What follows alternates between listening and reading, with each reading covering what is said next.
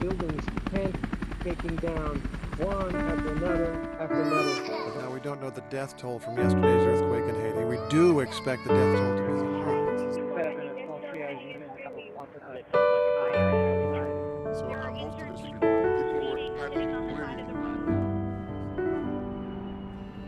Primarily, there's tons of, blunt trauma injuries from buildings falling on people, so we're going to need a lot of hydration, we're going to need a lot of wound management, and the team of nurses we have are all respond to their needs. And so orthopedic supplies, that's what they asked for this morning. We're sort of scrambling to get those.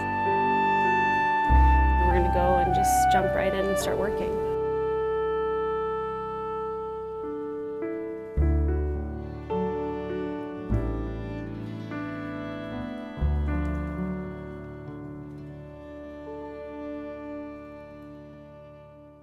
First of all, I want to say thank you. I want to say thank you for watching this video, and also to say thank you to the community who's contributed so much to the Dartmouth Haiti response, and to all of those who have kept Haiti on their mind.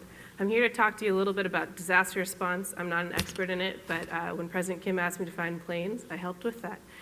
I want to talk to you about what you see when you see pictures of plight and of suffering, and how that moves you.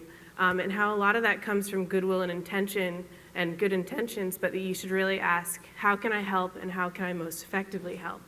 When you look at Dartmouth, we saw three entities which we had right at our fingertips. We had Dartmouth College, we had Dartmouth Hitchcock Medical Center, and we had a tie to Partners in Health. Dartmouth College's first and foremost mission is academic. But when you have an academic institution that's dedicated to educating young minds to fix the world's problems, you also have a student body who's passionate, an alumni group that's passionate as well, and happens to be quite successful with planes and money. When you have Dartmouth Hitchcock Medical Center, their primary mission is to meet the needs of the community and of the medical needs of Hanover and the Upper Valley. But they also have experts in disaster response, and they have medical supplies, and they have medical teams. When you look at Partners in Health, you have a group which has been in Haiti for 20 years and has the infrastructure and support to mobilize. So sitting in that room a long time ago when President Kim looked and said, let's get a fleet of helicopters, we did just that. We got 8 planes down there, not helicopters, planes. But we got 25 medical professionals and 25 tons of medical supplies with support from thousands of you guys. And it's not important, the numbers aren't really what's important there, but it's what's important was what we did on the ground and the difference that we made in saving lives. And the difference also was made by asking what type of phase we're in and what were the needs.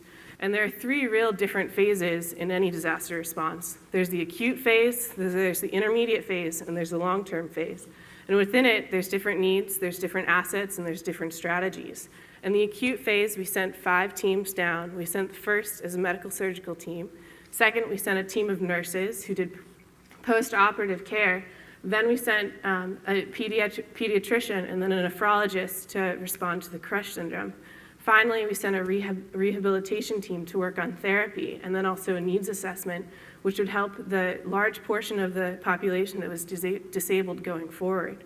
We've now entered the intermediate response. And what is an intermediate response? It's really not looking at what has to happen immediately as in the acute response, but looking at partnering with who's on the ground and who can make a more sustainable thing.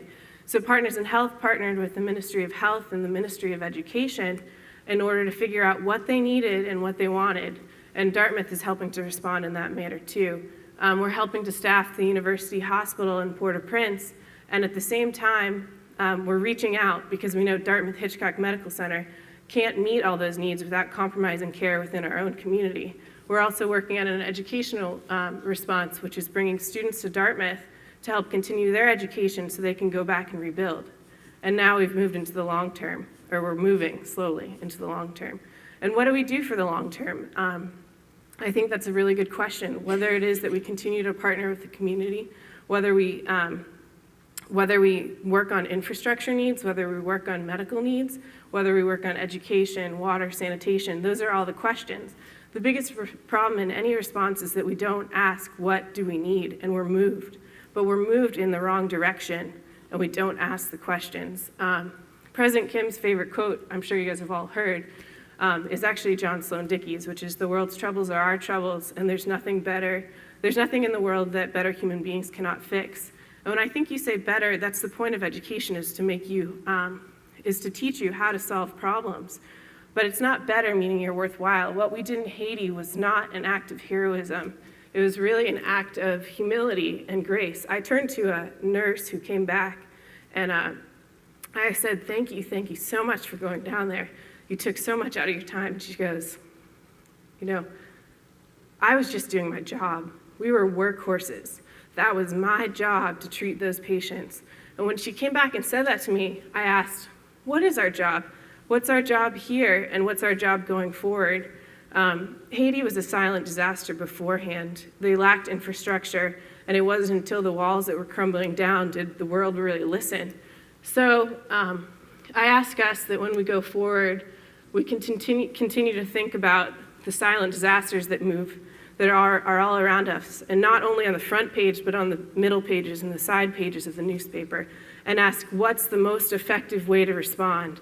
What are the needs? What are the assets? And then to act with humility. Thank you.